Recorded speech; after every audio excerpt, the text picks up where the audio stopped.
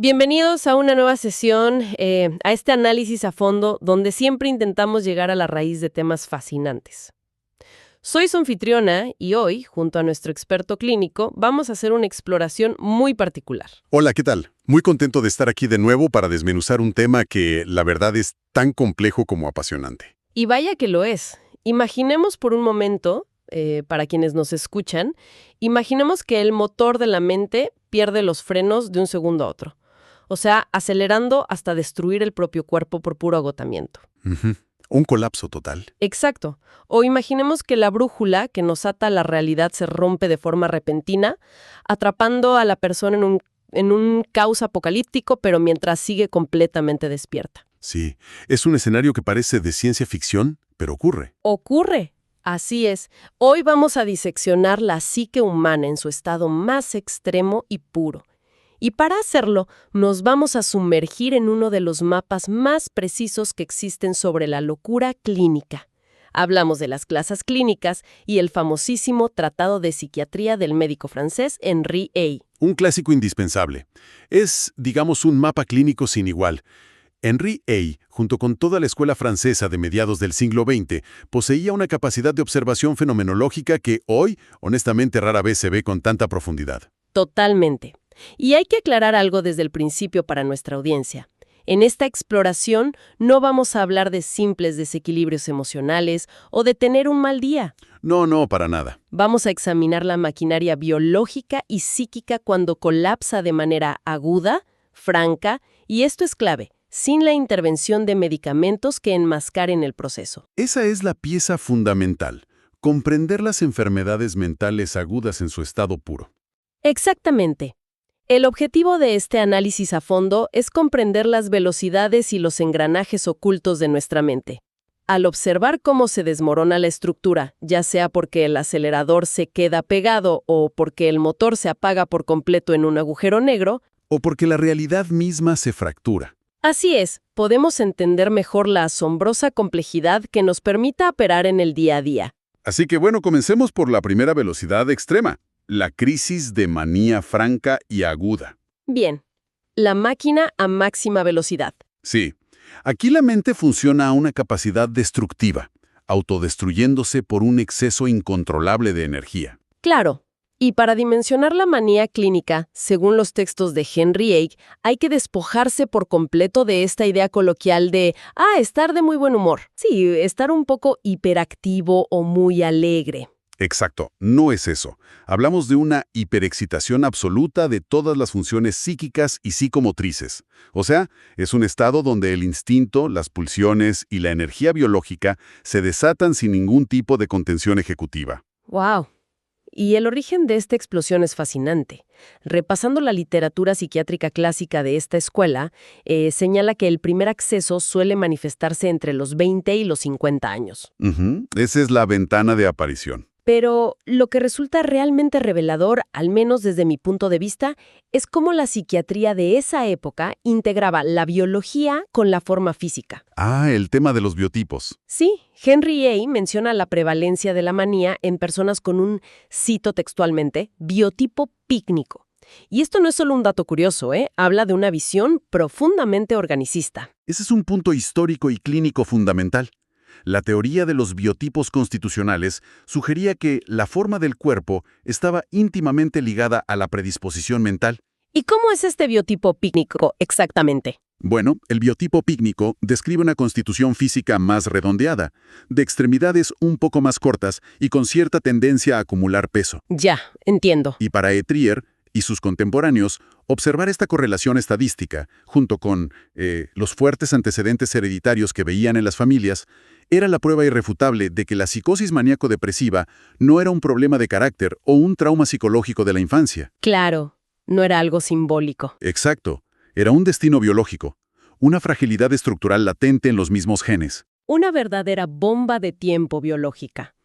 Y fíjate que la forma en que esta crisis eclosiona ilustra perfectamente esa naturaleza física.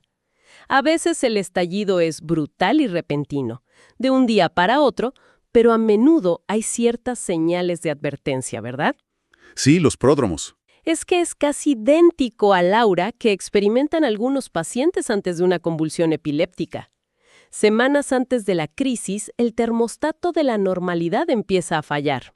Totalmente. Aparece, por ejemplo, un insomnio severo, pero sin que la persona sienta cansancio. O el individuo gasta sumas exorbitantes de dinero, o de pronto cambia por completo su forma de vestir, adoptando un estilo súper extravagante y desinhibido. Esas señales son cruciales porque indican que las barreras de contención del cerebro están cediendo. Y cuando se entra en lo que Eitereo denomina el periodo de estado, Que sería la crisis en su apogeo. así es, el cuadro es médicamente abrumador. Aparece una hiperactividad psicomotriz que escapa por completo a la voluntad del individuo. No es como que les digas, oye, siéntate un ratito. Para nada. No es un paciente al que se le pueda pedir que se siente, respire profundo o que se calme y se tome un té. La capacidad de inhibir el movimiento simplemente ha desaparecido del sistema nervioso. El desgaste orgánico tiene que ser devastador. Documenta casos en los que el termostato biológico del cuerpo literalmente desaparece. Hay pacientes que pueden estar completamente desnudos en pleno invierno sin registrar ni un poco de frío. Sí, es impresionante. Dejan de dormir por completo, pueden devorar enormes cantidades de comida o, por el contrario, ignorarla absolutamente.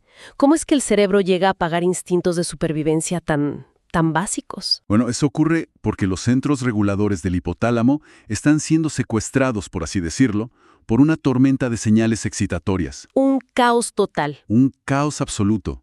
El sistema somático entra en colapso.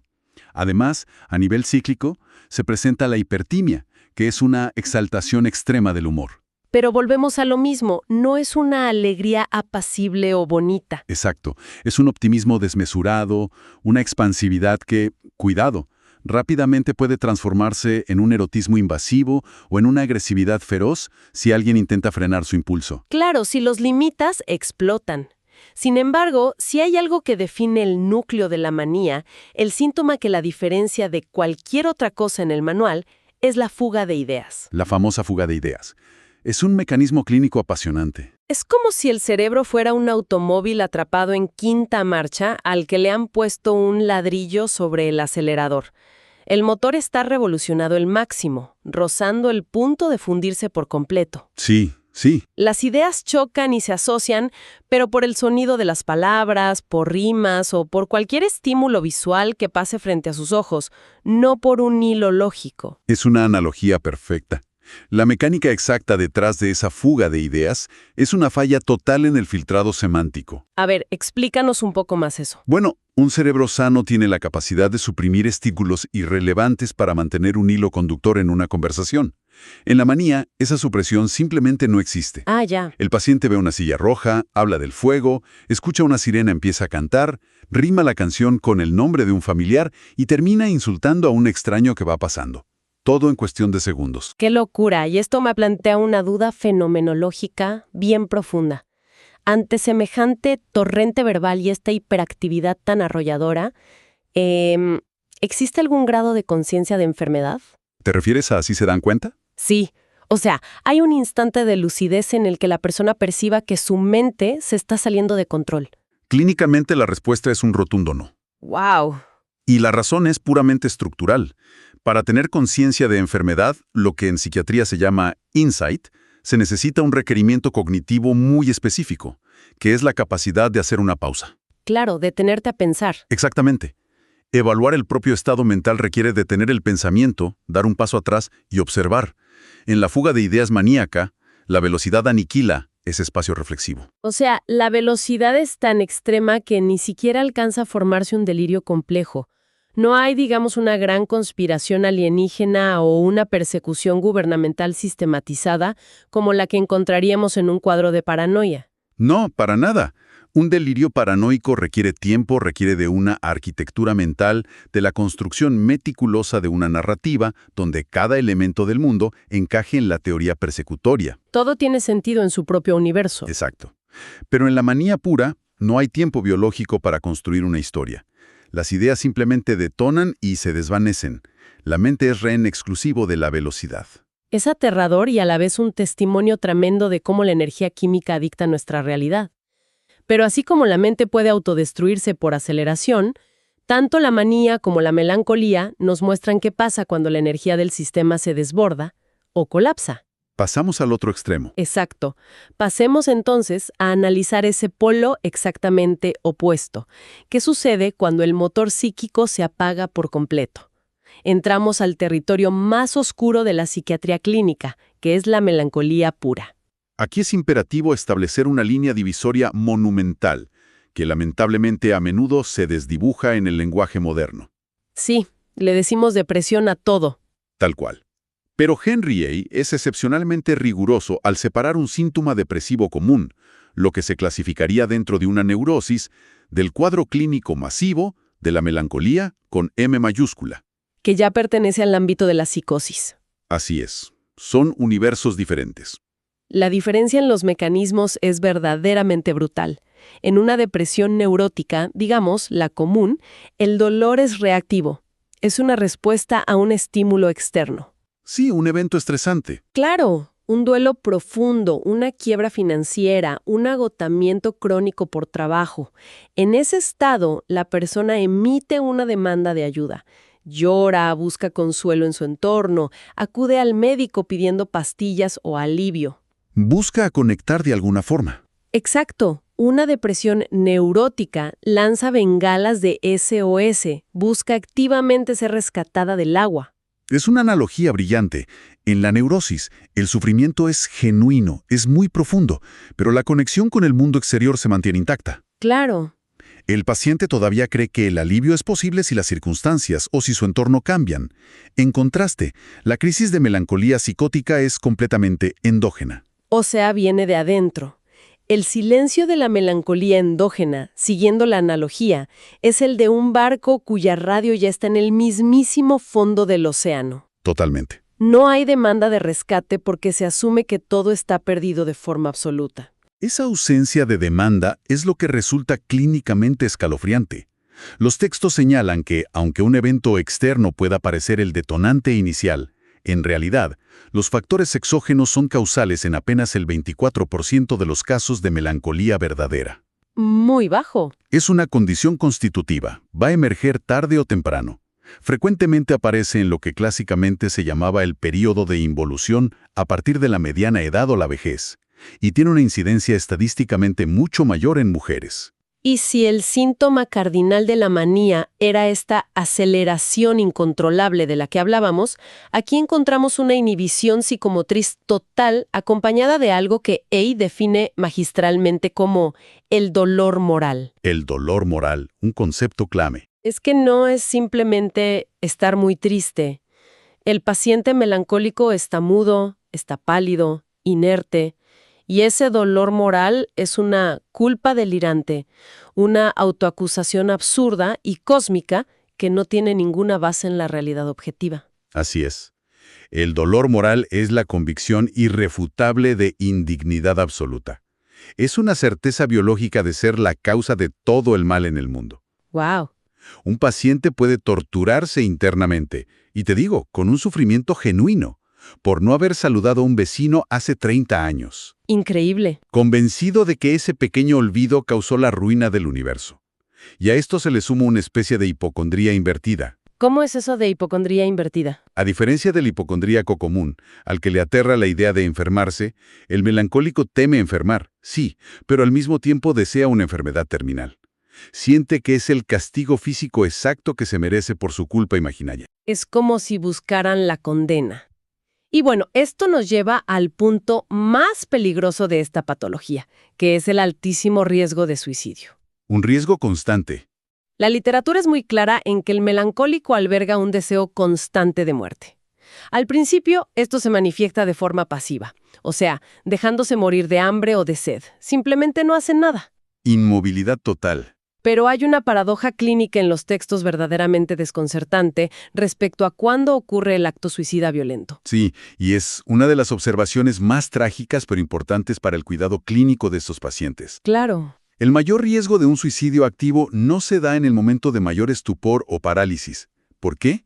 Porque el paciente carece por completo de la energía motriz para ejecutarlo. No pueden ni levantarse de la cama. Exacto. El peligro máximo surge en la fase de transición, a menudo cuando un tratamiento comienza a funcionar mínimamente. ¡Qué fuerte! De pronto, el individuo recupera un poco de fuerza física, pero su psique sigue totalmente sumergida en el dolor moral.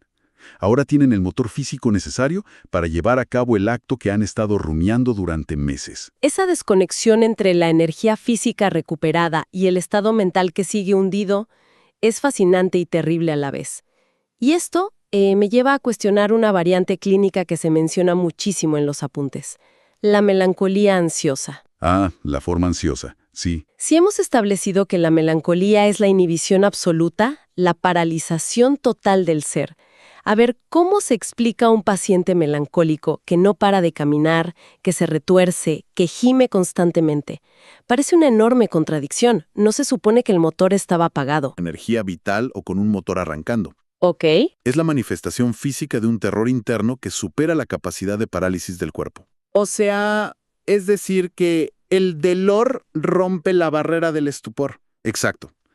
La culpa, el miedo al castigo inminente y la angustia alcanzan niveles tan insoportablemente tóxicos que el cuerpo no puede contenerlos en la inmovilidad. No es movimiento con propósito. Para nada. La persona no se mueve porque quiera hacer algo productivo. Se mueve en un intento inútil de huir de una tortura mental que lleva incrustada. Es puro pánico biológico. Y por lo tanto, es el estado donde el riesgo de autolesión impulsiva es el más agudo y el más letal. Pau, es abrumador pensar que el movimiento humano puede no ser producto de la vida, sino la pura agonía intentando escapar de sí misma. Es desgarrador. Muy fuerte. Hasta ahora hemos visto los extremos de la energía psíquica: la velocidad destructiva y el apagón absoluto. Pero hay un escenario aún más desconcertante. Entramos al terreno de lo irreal. Así es. ¿Qué ocurre cuando la energía se mantiene intacta, pero lo que se desgarra de forma súbita es el tejido mismo de la realidad? Esto nos introduce a nuestro último territorio clínico de la sesión: las psicosis delirantes agudas. Sí, que en la tradición clásica francesa esto se conoce con un término muy específico: el célebre buffet delirante. Buffet delirante. Exacto. Aquí ya no estamos frente a una alteración primaria del estado de ánimo, como veíamos antes, ni un exceso o defecto de energía. Hablamos de la eclosión súbita, casi volcánica, de un delirio transitorio acompañado de una confusión mental muy severa. Y las descripciones clínicas indican que esto irrumpe predominantemente en la juventud y con un comienzo verdaderamente brusco.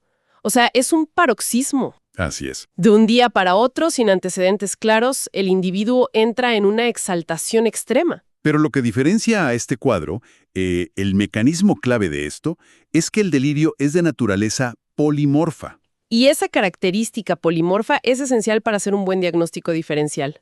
Volviendo al ejemplo de la paranoia que mencionábamos hace un rato, un delirio paranoico es como un monolito. Una solider, ¿sí? Es una idea fija, monótona, estructurada, que la persona defiende lógicamente durante décadas enteras. El buffet delirante, en cambio, es un caos temático absoluto que muta de un instante a otro. Es como si el cerebro estuviera haciendo zapping violentamente entre canales de televisión. Exactamente. En un momento, el paciente sintoniza una película de persecución y cree que espías internacionales lo vigilan. Minutos después, el canal cambia a una temática mística y está convencido de tener línea directa con entidades divinas. Pasa de un extremo a otro sin problema. Y luego pasa a un canal erótico o a una visión de catástrofe apocalíptica mundial. Y lo más loco es que el individuo asume el papel de protagonista absoluto en cada una de esas tramas, y lo hace simultáneamente. Y fíjate que cada uno de esos canales viene validado por alucinaciones sensoriales muy intensas. Ya. En su mayoría son auditivas. Escuchan voces muy nítidas que comentan lo que hacen, los insultan o les dan órdenes, lo cual por supuesto refuerza la nueva realidad narrativa. Claro, tienen pruebas tangibles, digamos. Exacto. Para el paciente no es una creencia abstracta o un tema filosófico. Es una vivencia con un nivel de intensidad y de certeza totalmente irrefutable. Sin embargo, hay un fenómeno en estas descripciones clínicas que resulta casi incomprensible a mi parecer.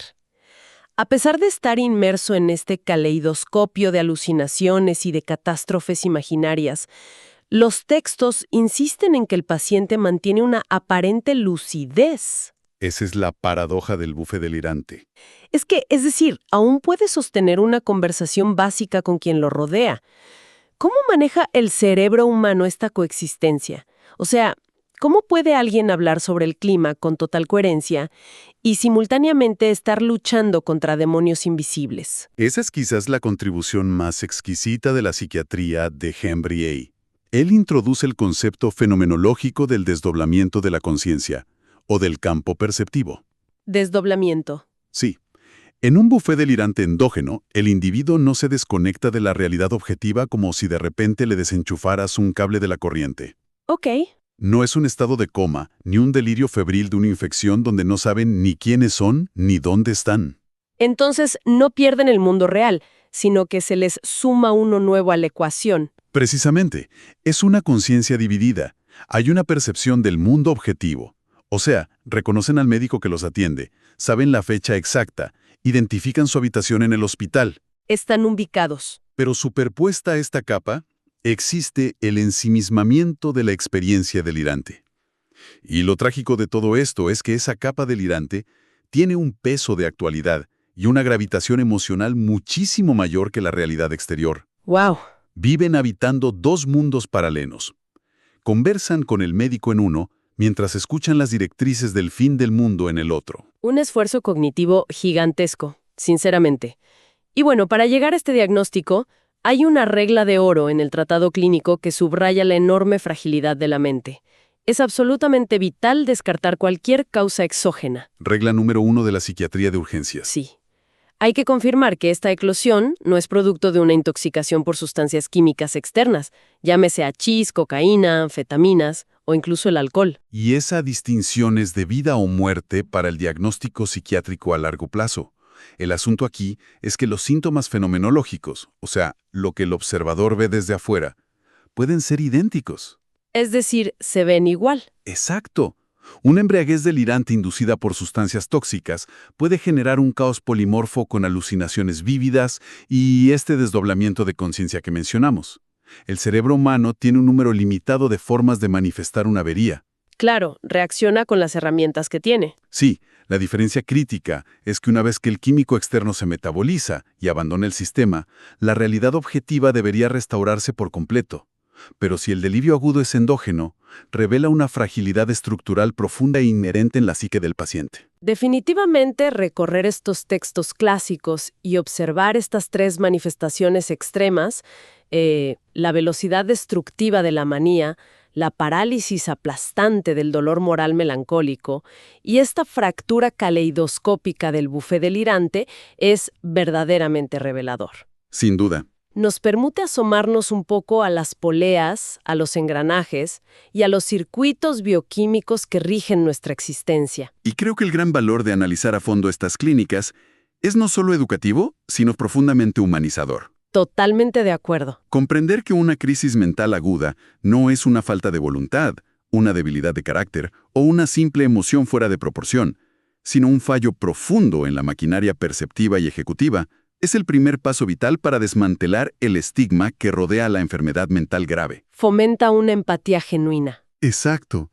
Una empatía que está arraigada en el conocimiento científico y fenomenológico, no solo en la lástima. Es un asedio biológico en toda regla. Y bueno, para cerrar nuestra sesión de hoy, hay una idea que subyace a todo este tratado médico. Una consideración que nos invita a mirar nuestro propio día a día con otros ojos. A ver. Para quienes nos escuchan, consideremos esta reflexión final. Si basta con un simple cortocircuito en nuestra química endógena o el despertar repentino de un gen latente para reescribir la realidad por completo, si un pequeño cambio biológico puede acelerar el pensamiento hasta el caos absoluto, crear una culpa tan pesada que inmovilice el cuerpo o inventar universos paralelos irrebatibles frente a nosotros, entonces, ¿qué tan sólida es realmente esa frágil alucinación consensuada que, con tanta naturalidad y soberbia, solemos llamar el mundo real? Una pregunta que nos deja helados, sin duda. Así es, algo profundo para reflexionar. Muchas gracias a todos por acompañarnos en esta sesión. Hasta nuestro próximo Análisis a Fondo.